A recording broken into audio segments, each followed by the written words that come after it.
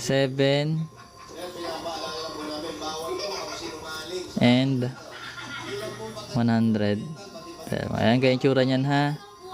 Merong ang 112 tapos 7. Tapos meron siyang missing na dalawa sa gitna nila. So ngayon, dahil hindi mo pwede gamitin yung geometric mean na formula, kasi may formula kasi ang geometric means, which is square root of a and b times ab. Diba? A times b pala. Pag may middle term. Ito kasi wala kang middle term. Kaya hindi mo yan pwedeng gamitin. So, kailangan mo dyan kunin yung ratio nila.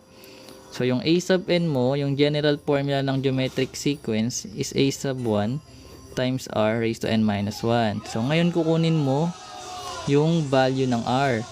So, meron tayong a sub n, yung last term, which is 112. Equals, yung a sub 1 mo is 7. So, lagay mo yung 7. Wala tayong r. So, kakopy mo yun.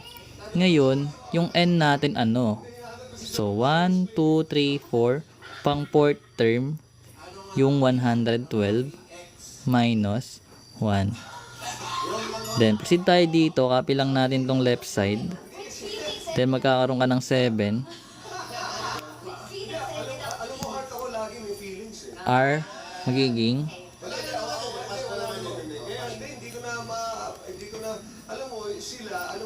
R cube, di ba? Sundan na pa ba? Ryzen. Then, di-divide natin both side by 7. Para makancel tong 7. Then, magiging R cube. So, ano yung 112 divide 7? So, 1, 42, 16. Di ba? 16 ba? 1, 42. 16 nga. Di ba 16? 112 divide 7. Oh, 16. So, ngayon, para matanggal yung cube, kailangan mo yung i-cube root. Para makancel na. Para magkaroon ka ng R. So, ngayon, may cube root ba yung 16? Ano yung cube root ng 16? Hindi. Square root yun. Square root yung 4. I-cube root to eh. Hindi naman yan ano. Pero meron yan. Meron. Simplify. Hindi na marunong mag-simplify si Eka. Eh. Simplify nyo to. O, radicals. May video ako dyan ng radicals kung nahihirapan. So, tama si Al. Kasi pwede siyang, ganito ang pag sa radicals ha, para may preview ka. Kung meron kang cube root of 16, kunin mo yung prime factors ng 16. So, pwede siyang 8 times 2. Pwede rin tong 4 times 2. Pwede tong 2 times 2. Ngayon, bilugan mo lahat ng prime numbers.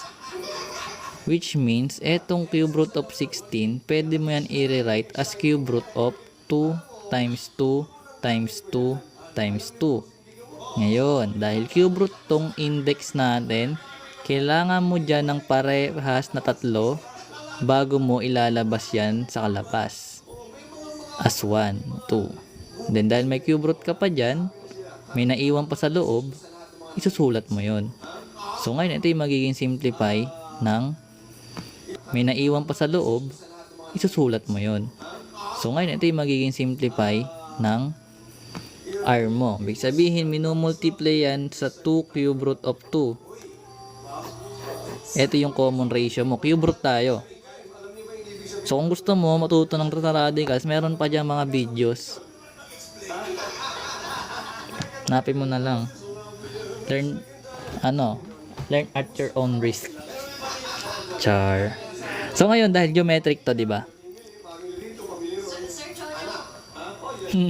Bang solution. Ano bang ginagawa nyo? Pero ganito yan. Kasi kailangan mo ng common ratio eh, para malagyan mo to. Sabi mo geometric. Baka naman arithmetic yung ginagawa mo. Iba talaga yun pag arithmetic yung ginagawa mo. Anyways, para maano ka, hindi, check natin.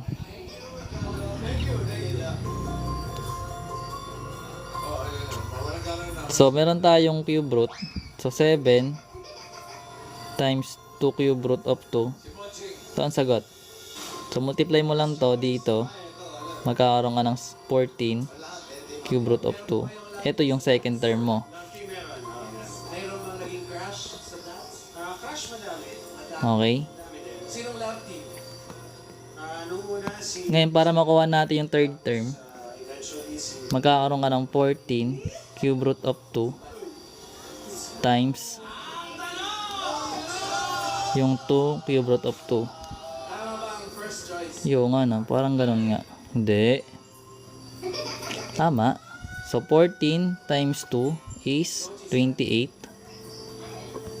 cube root of 4. So, 2 times 2 is 4. Ito yung magiging grade 10. Geometric to eh. Ito yung magiging third term mo. Ibig sabihin ito yun. Dito nalalagay. Ngayon, para ma-check natin, yung pang fourth term pala, so magkakaroon ka ng 28. Nang grade mo na ba? Ganito ko to sinasolve eh. Times natin yung ratio na 2 cube root of 2 cube root of 2. So, multiply mo tong dalawa.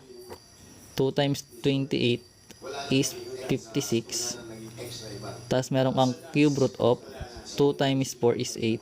Pero yung cube root of 8, pwede mo to isulat as 2. Wherein, magkakaroon ka ng 56 times 2, which is 112.